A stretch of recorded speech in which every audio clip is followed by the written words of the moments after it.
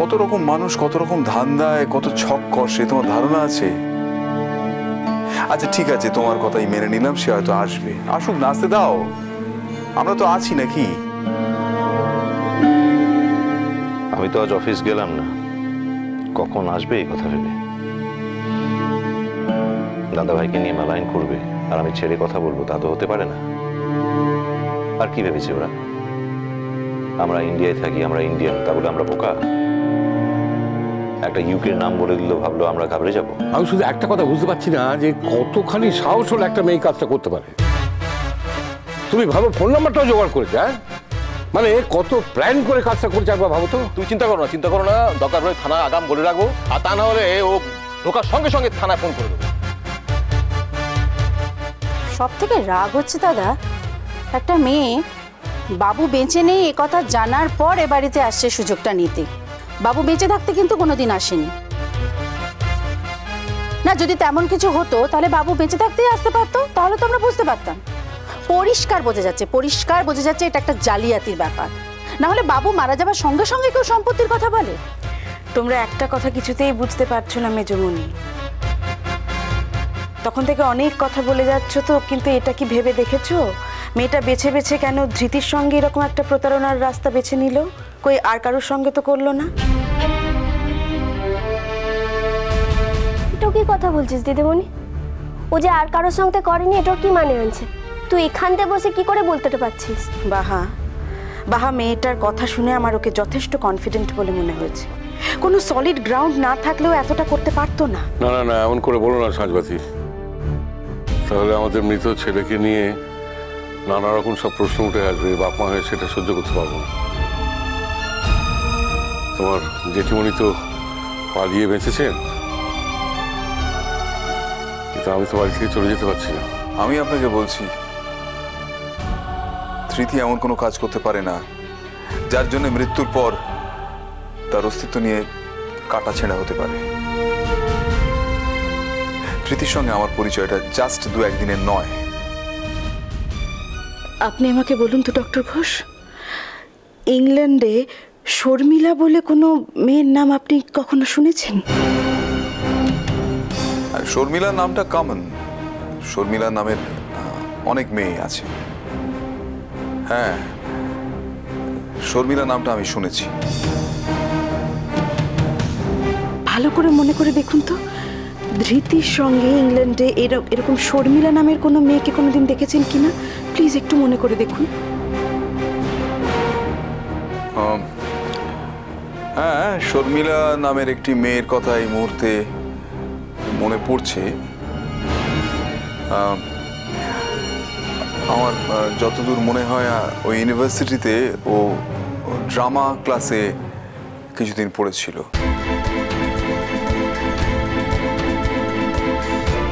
আরো মনে আছে কেন না, একটা ড্রামা ফেস্টিভ্যাল হয়েছিল। সেই ফেস্টিভ্যালে ওর একটা আউটস্ট্যান্ডিং পারফরমেন্স দেখেছিলাম, এবং সেই সূত্রেই এত ভালো অভিনয় করেছিল যে ওর খোঁজ করেছিলাম। সেইভাবেই নামটা আমার মনে থেকে গেছে। তার মানে তো শর্মিলা বলে কেউ একজন এক্সিস্ট করে পৃথিবীতে। একজনই যে শর্মিলা নামের মেয়ে আছে সেটা ভাবার কোনো কারণ নেই সাজনা দিদি। ডক্টর ঘোষ প্লিজ প্লিজ একটু মনে করার চেষ্টা করুন। আপনি যে শর্মিলাকে চিনতেন, তার সঙ্গে কখনো কোনোদিন ধৃতিকে দেখেছেন? হ্যাঁ, 2-1 বার দেখেছি।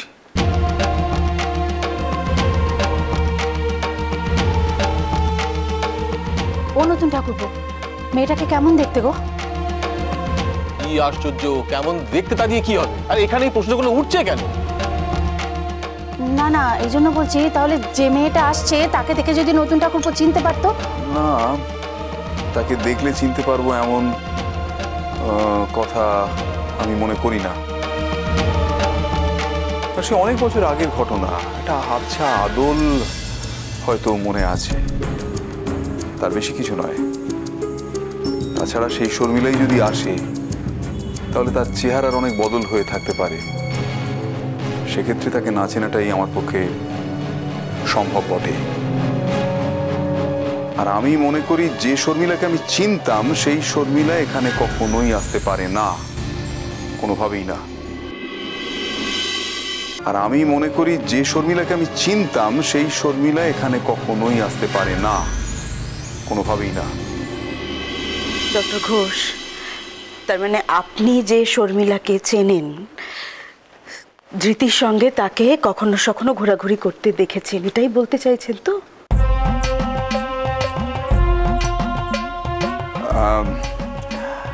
দেখো, এভাবে ঠিক বলতে পারছি না, তবে হ্যাঁ, যে শর্মিলাকে চিনতাম সেই শর্মিলার সঙ্গে ধৃতিকে ক্যাফেটেরিয়ায় বসতে দেখেছি। কারণ ধৃতির কালচারাল ব্যাপারে একটা ঝোঁক ছিল, যাদের সেই ঝোঁকটা ছিল ধৃতির সঙ্গে তাদের আদান প্রদান করতো।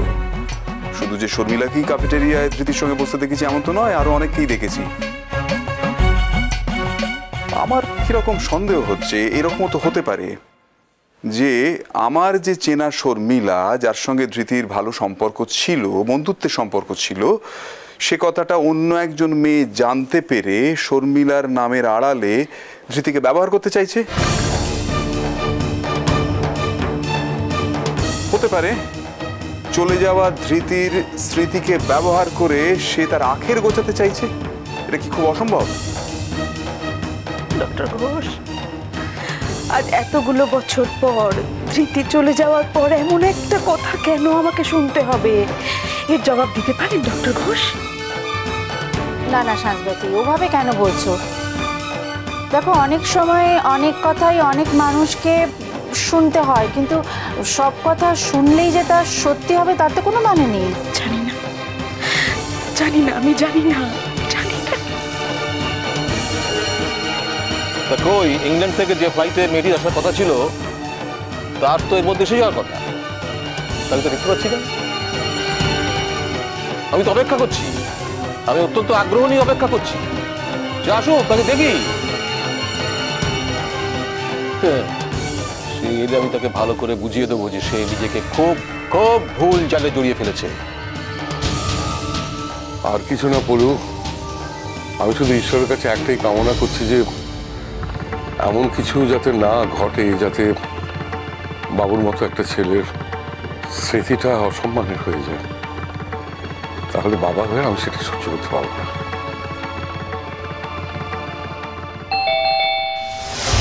দাঁড়াও, দেখছি। দাঁড়াও ভাই, আমি কথা বলবো।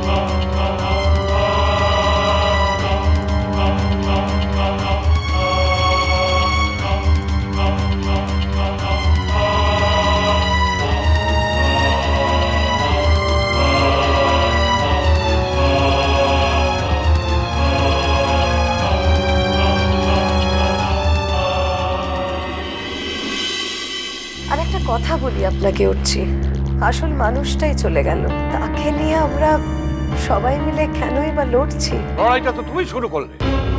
হঠাৎ কোথা উদয় হয় তুমি বলছো যে তুমি আমার বাবুর স্ত্রী, আর সেটা আমার মেনে নিতে হবে। কথা তো অনেক হচ্ছে তখন থেকে, তো আমরা যে কাগজটা চাইছি সেটা দিতে দেরি হচ্ছে কেন? Just a minute.